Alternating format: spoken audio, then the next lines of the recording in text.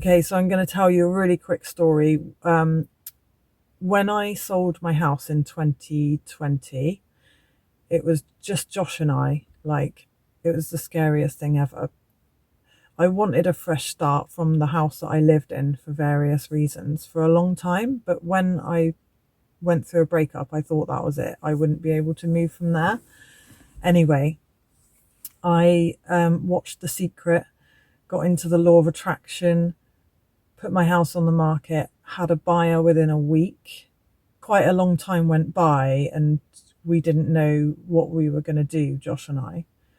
So in the end, I said to him, right, I'm going to write some things down on a piece of paper and you're going to pick blind, and whatever you pick, we're going to do it wholeheartedly, right? So I wrote down, buy some land and a caravan, buy a boat, rent a place, or what was I thinking? Travel until something comes up. So I folded up these pieces of paper and Josh was like, okay, yeah, I'll pick. So he picks blind and he picked rent a place.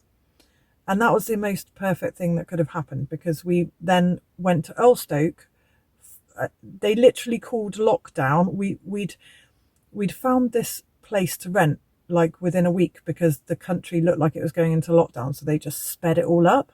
And then we loaded the van full of stuff, and then they called lockdown and said nobody was allowed to go anywhere. And my friends couldn't come over to help me move house, and I had this van full of stuff. Lockdown had been called, and it was like, okay, Josh, we've got to do this. We have to do it. So we just did it. And honestly, it was the best thing that could have happened, because during the first couple of months of lockdown, I was unpacking boxes in my own little world, complete fresh start. And so we were very much distracted. And we were in that beautiful place, Earlstoke, where I wrote that book, which was the most perfect place to spend lockdown, because we had this beautiful big forest, hardly anybody living there, so it was perfect. It really was. A roller coaster, but perfect. Anyway, I remember saying to Josh, when he picked rent a place, I said to him, thank goodness you didn't pick buy a boat. Can you imagine? I said, where would we put all our stuff? Well, we end up buying a boat, didn't we?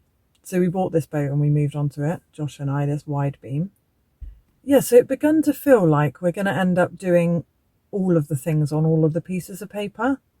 So we rented a place, we bought a boat, and Adam and I are just talking about buying some land, because that is something that I've always said I will do. I would love an arboretum and be outdoors, and so it's something that has been in my mind for probably maybe 7 or 8 years now, and I've always thought about making an eco-friendly house, and I've looked at land with planning permission and all this kind of thing. So this has come up again, buying some land and a camper van, because the camper van side of things would just be amazing for the channel, wouldn't it? Like, just getting out in the UK and just traveling around with the camera and just going on these photography adventures.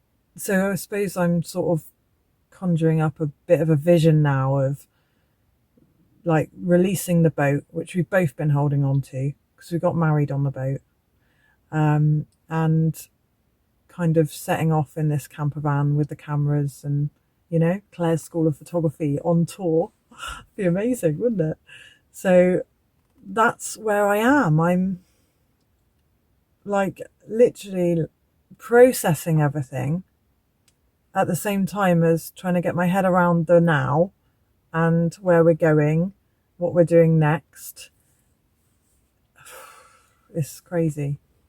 So although I am feeling quite overwhelmed right now, I do feel really positive and really excited for the future and for the next stage of Claire's School of Photography. And I would really love to hear some of your ideas. I am nervous about opening the floodgates and making it possible for people to contact me in other ways, because it could very quickly get too much. So I guess I'm trialing it or something. I just need to step into what feels right and not overthink it and not worry that I won't be able to do it. I'm kind of craving getting my little meditation and prayer routine back, even though there's nothing stopping me doing it right now. Out there in the working world, I know a lot of you guys work full time and things. Do you ever get it where you're so caught up in your mind that actually meditation just seems more like a chore because you're so far away from that peace, that space between your thoughts, that it's like no point in even trying it. When I get to that stage, it's not good, because I know there's a bit of practice to be put in before I get anything out of it. And I know you shouldn't meditate to get something out of it, but you're doing it for that space, aren't you? That feeling of peace. And if you start meditating and it just feels annoying, then that's having the adverse effect. So what I'm going to do is just surrender, like just try and let go of needing to know or worry and anything like that. And what I sometimes do is just cut the cords. So I imagine all this heavy weight hanging off me, and then I cut the cords and just let it just drift away.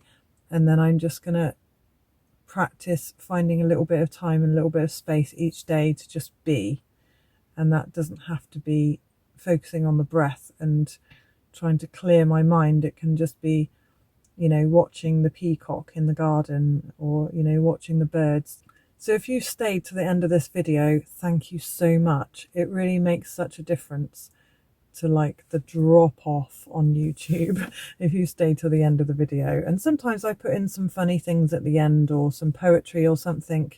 So it's nice if people stay to the end, because sometimes there's a little bit of a surprise there. Can you see the inflammation in my face? Look, that's a sign that I'm not feeling too well. So please do stay to the end, because, sometimes there's something a little bit quirky at the end you might find helpful. I've videoed some little like lifestyle tips that I do. I try and make them like not too girly, because I know a lot of my subscribers are male. Thanks again for being there on my journey. I'll see you soon.